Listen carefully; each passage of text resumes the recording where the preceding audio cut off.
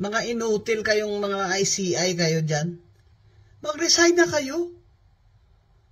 Willing kayo to compromise para may transparency. Gagago nyo talaga, no? Kayo pa willing mag-compromise sa amin, sa mga tao.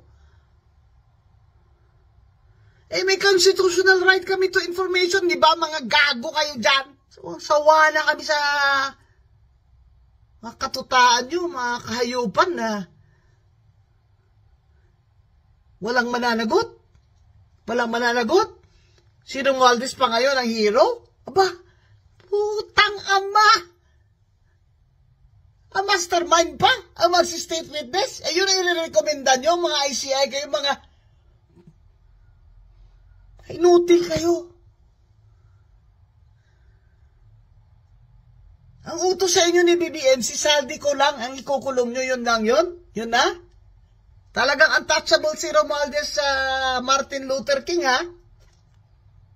Ay, kung hindi nyo kaya, panindigan yan. Yung putang aman yung ICI na yan, wala nang trust ang tao sa inyo, ay mag-resign na kayo lahat.